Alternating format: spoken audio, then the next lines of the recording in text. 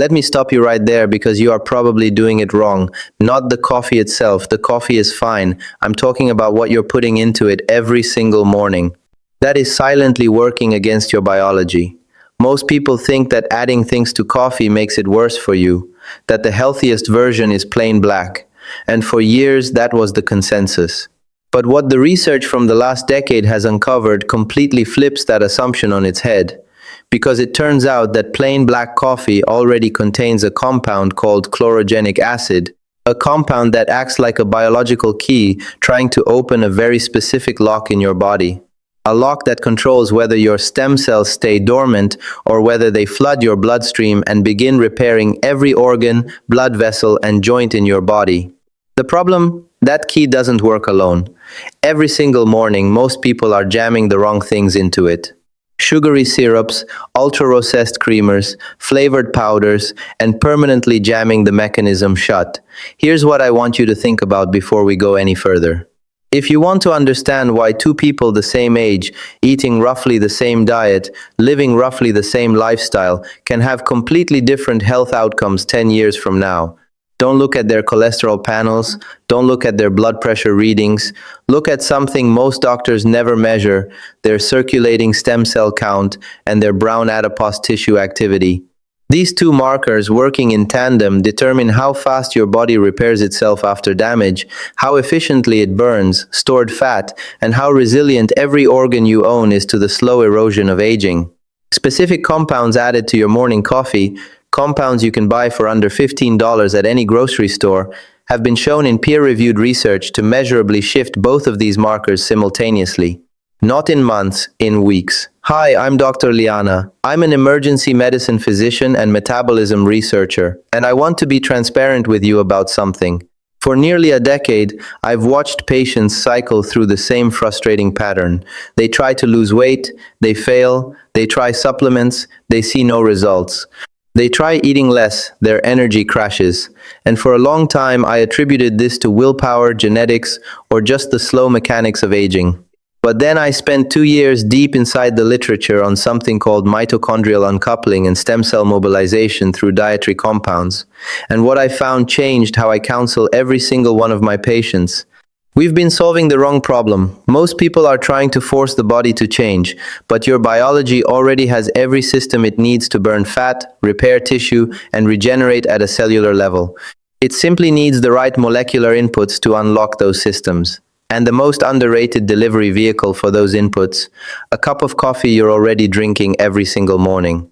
In this video, I'm going to show you why your morning coffee right now is only operating at a fraction of its biological potential and the specific reason most people never realize this. The 5 specific compounds you can stir into your coffee that trigger stem cell mobilization, brown fat activation, and visceral fat breakdown with exact doses from the research. 2 mechanisms your body has for burning fat that have nothing to do with calories or cardio, and how to switch both of them on before 9 a.m. The cinnamon mistake that 95% of people make that isn't just ineffective, it may actually be quietly harming your liver. A precise preparation method for your coffee that determines whether these compounds are even bioavailable by the time they reach your cells, and free things most people add to their coffee every morning that are literally blocking the very biological processes we're trying to activate. Quick favor before I continue. Some people have told me they've watched several videos here without realizing they weren't subscribed. Could you check right now? It's free. It takes 2 seconds, and it genuinely helps this channel reach people who want science-based information rather than the usual wellness noise. I'd really appreciate it. Before I get into the 5 things to add, I need to spend a minute on something I'm going to call the sabotage problem. Because there's no point in adding what activates your biology if you're simultaneously pouring in what shuts it down. Here's what I mean. Every morning when you drink that first cup, roughly 300 milligrams of chlorogenic acid enter your digestive tract. Now, most people think of chlorogenic acid as an antioxidant, something vague and general that's good for you, but that's an enormous underestimation of what this compound is actually doing. Think of your stem cells like a fleet of highly trained repair technicians who've been locked in a waiting room. They're not asleep, they're not broken, they're just waiting for authorization to deploy. chlorogenic acid in the presence of your body's natural cortisol peak, which happens to occur between 6 and 9 a.m. Acts like an authorization code being broadcast through your bloodstream. It tells your bone marrow, deploy the crew, there is work to be done. But here's where it gets critical. That authorization code has to reach your cells intact, and your cells have to be in a state where they can receive it. If your bloodstream is flooded with insulin from sweetened creamers, your body is in storage mode, not repair mode. If your mitochondria are sluggish from inflammatory compounds in ultra-processed additives, the signal gets blocked. It's like trying to reach a construction crew by radio when someone left the wrong frequency on. The coffee itself is doing its job. Most people just aren't letting it finish. The second piece, your body has two types of fat, and most people only know about one. Now, before we talk about the specific compounds, I need to explain something about fat that changes the entire conversation around weight loss. Most people think of fat as a single thing, a passive, inert substance that accumulates when you eat too much and shrinks when you eat less. But your body has two functionally opposite types of adipose tissue. The first is white adipose tissue, the kind most people are familiar with. It stores energy.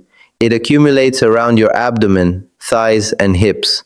When you're in chronic inflammation, white fat also releases a cascade of inflammatory cytokines that accelerate aging at the cellular level. The second is brown adipose tissue. And this is where it gets remarkable. Brown fat doesn't store energy, it burns it. Specifically, it burns white fat by converting it directly into heat through a process called thermogenesis. Brown fat cells are essentially biological furnaces. They're packed with mitochondria, far more than any other tissue in your body. And they contain a specialized protein called UCP1, uncoupling protein 1, that essentially puts your fat burning on autopilot. Think of brown adipose tissue like a thermostat in your house that when activated never turns off. It just quietly burns fuel in the background 24 hours a day, independent of your exercise habits and regardless of whether you're at rest or moving. Adults have significant deposits of brown fat around the neck, collarbone, and spine. The question is whether it's active or dormant. And the answer almost entirely comes down to what you're eating and drinking. 3 of the 5 compounds I'm about to give you directly activate UCP1 in brown fat tissue. One of them does it faster than any drug currently in clinical trials. Before I give you what to add, let me tell you what to remove. Because if you keep these in your cup, nothing else I tell you today will work. Flavored syrups and commercial sweeteners. 1 pump of a standard vanilla syrup from a major coffee chain contains roughly 5 grams of high fructose corn syrup and a synthetic emulsifier called carboxymethylcellulose that has been shown in animal studies to disrupt tight junction proteins in the gut lining. When your gut lining is compromised, 2 things happen. Systemic inflammation rises, and your stem cell signaling pathways get flooded with noise. It's like trying to hear a whisper in a room with a fire alarm on going off. Ultra-processed creamers. Most non-dairy creamers contain hydrogenated oils and titanium dioxide, a whitening agent now classified as a possible carcinogen by the European Food Safety Authority. These compounds spike your LPS, lipopolysaccharide levels. That's the toxic byproduct of bad gut bacteria, which directly suppresses the bone marrow signaling that triggers stem cell release. Protein powders blended into coffee. I know this will surprise some people because protein powders seem healthy, but most whey protein powders contain artificial sucralose. And a 2022 study from the Medical University of North Carolina found that sucralose 6-acetate, a compound produced when sucralose is heated, as it is when stirred into hot coffee, causes DNA strand breaks in human gut cells. You're adding something marketed as a health product that is under the specific conditions of your morning routine, potentially damaging your cellular DNA. Remove these 3 first, then add what I'm about to tell you. Here are the 5 compounds with exact amounts used in published research that you can add to your morning coffee beginning tomorrow. Raw cacao powder, 1 teaspoon, 5g. Not cocoa, not hot chocolate mix, not dark chocolate chips. Raw cacao powder, unroasted, unprocessed, cold-pressed. The difference matters enormously at a molecular level. Commercial cocoa is Dutch processed, which means it's treated with an alkalizing agent to reduce bitterness. That process destroys up to 77% of the flavonols, specifically epiatecanin and procyanin B2, that are responsible for the cardiovascular and stem cell benefits. Raw cacao also contains phenylthylamine P, a naturally occurring compound that your brain also produces during positive emotional states. PA has been shown to upregulate CXL12, a chemosine that directly governs stem cell trafficking from bone marrow into peripheral blood. How to add it? Stir 1 teaspoon into hot, not boiling coffee. It dissolves fully above 150 degrees F. Start with half a teaspoon if the flavor is unfamiliar. You can increase to 2 teaspoons, the dose used in the research studies. Once adapted, Ceylon cinnamon, 4 teaspoon, approximately 6 g. And now the myth bust you need to hear. Walk into any supermarket and grab the cinnamon from the spice aisle. Read the label. There is an 85 to 95% chance it says cassia cinnamon or simply cinnamon without specifying the variety, and that distinction could be quietly damaging your liver. Cassia cinnamon, the dominant commercial variety, contains a compound called coumarin at concentrations of 1 to 12 milligrams per gram. The European Food Safety Authority's tolerable daily intake of coumarin is 0.1 milligrams per kilogram of body weight. For a 150 pounds adult, that's roughly 6.8 milligrams per day. A single teaspoon of cassia cinnamon can contain 5 to 10 times that amount. Studies of people supplementing with cassia cinnamon for metabolic health have documented elevations in liver enzyme markers within 12 weeks. Ceylon cinnamon, sometimes labeled true cinnamon or cinnamon verum, contains coumarin at levels 250 times lower than cassia. It is safe at the doses needed to produce metabolic effects. Ceylon cinnamon contains a compound called MHCP, methyl hydroxycolone polymer, that functions similarly to insulin at the cellular receptor level. It activates GLUT4 transporters, pulling glucose out of the bloodstream and into muscle cells without requiring an insulin spike. This directly suppresses the insulin-driven fat storage cycle. A 2019 study from the Karolinska Institute found that 1 gram of Ceylon cinnamon daily for 8 weeks produced a 14.5% reduction in fasting blood glucose and a measurable decrease in visceral adiposity independent of caloric restriction. How to add it? 1. 4 teaspoons of verified Ceylon cinnamon. Check the label explicitly. Order online if your local store only carries cassia. The taste in coffee is warm and subtly sweet.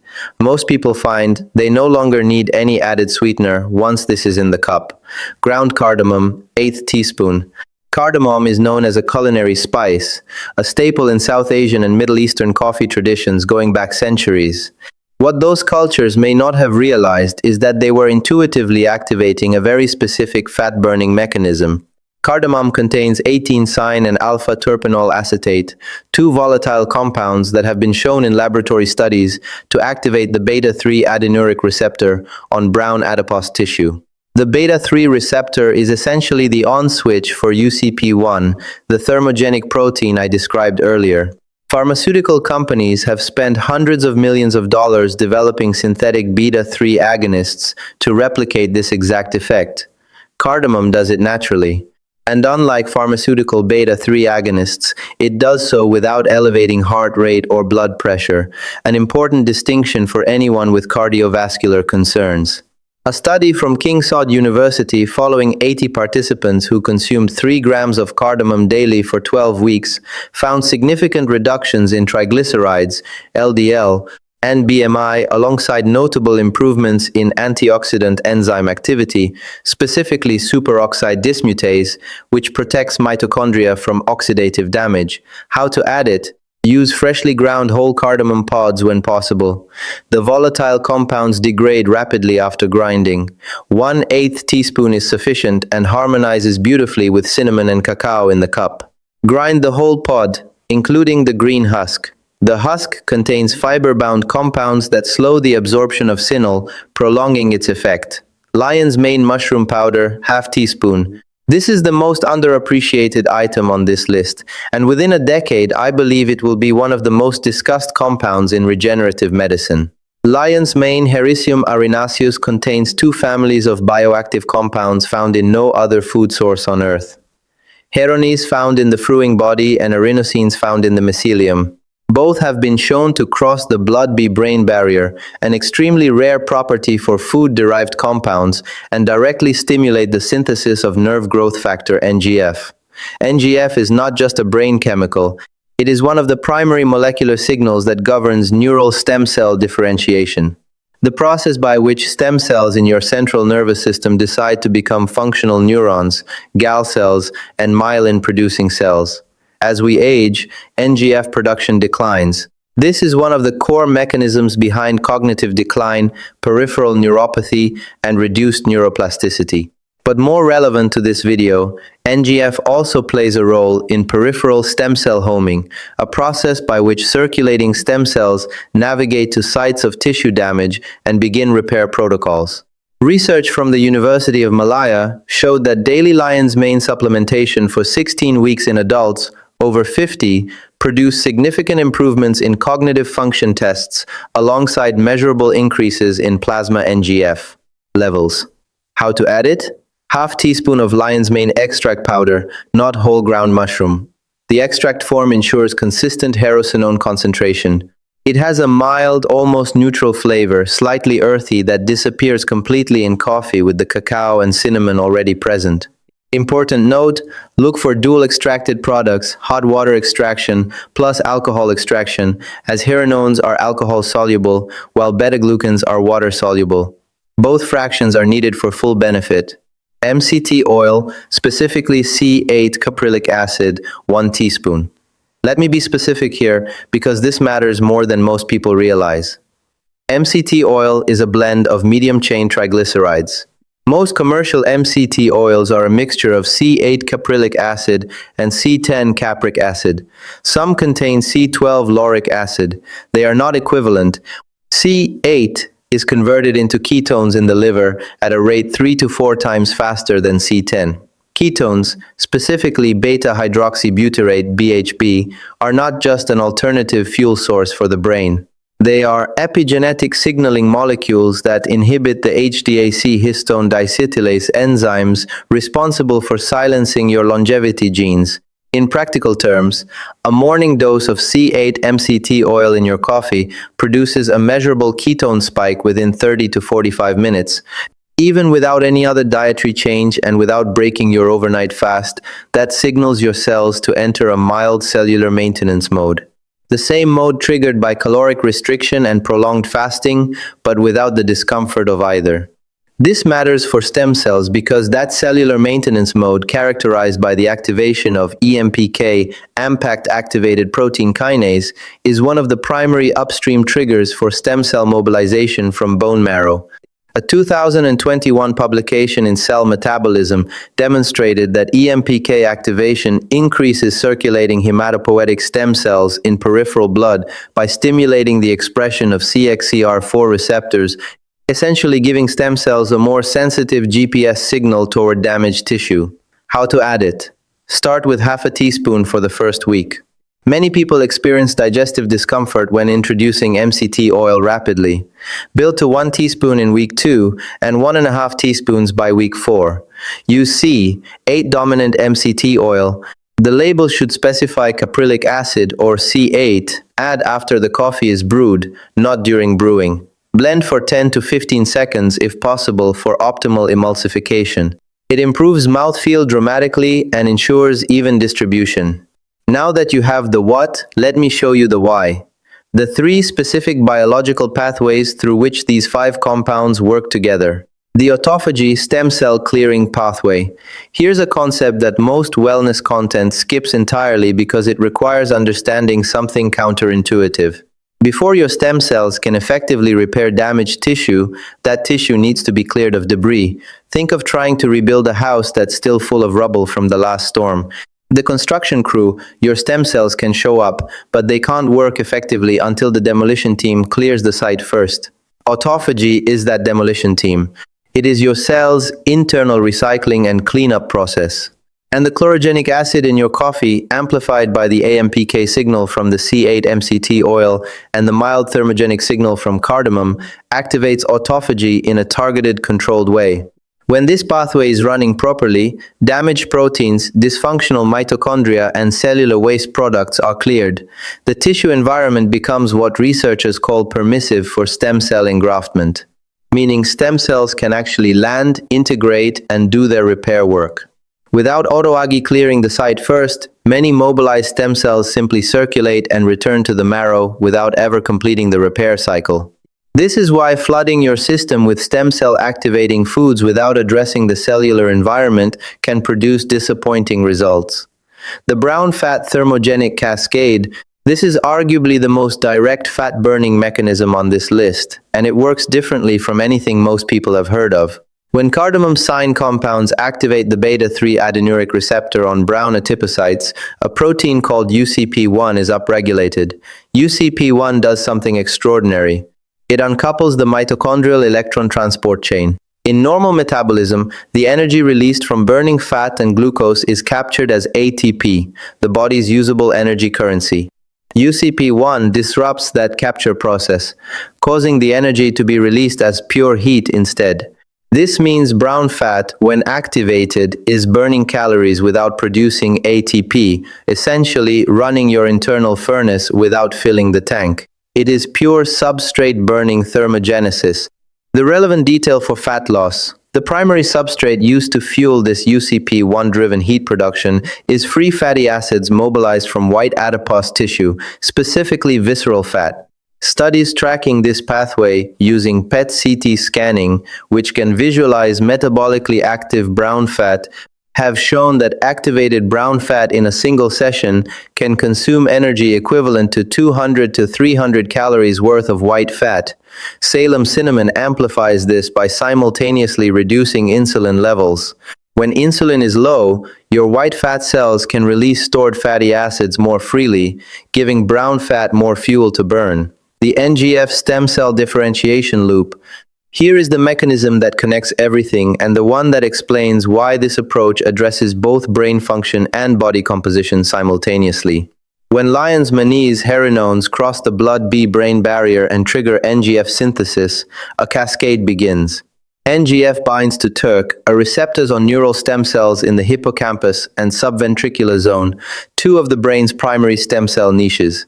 This binding triggers MAPK-ERK signaling, which tells those neural stem cells to differentiate into functional neurons rather than remaining in a quiescent state. But here's what's less known. NGF also communicates with the hypothalamus, the brain's master regulator of metabolism. NGF input to hypothalamic neurons modulates the sympathetic nervous system's activity toward peripheral adipose tissue.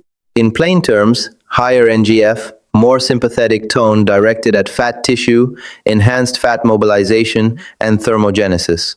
This is not a speculative connection. A 2018 paper in Nature Metabolism demonstrated that central NGF signaling directly regulates peripheral adiposity through hypothalamic circuits. Animals with impaired NGF signaling developed obesity at equal caloric intake to controls. Animals with enhanced NGF signaling showed resistance to diet-induced obesity.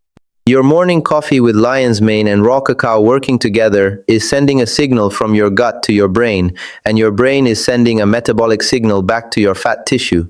This is biology operating at a systems level, not the isolated nutrient buy approach most people take. Let me tell you something that almost no one discusses. The way you prepare this coffee determines whether these compounds are bioavailable by the time they reach your cells, or whether you're essentially wasting them. Coffee temperature matters.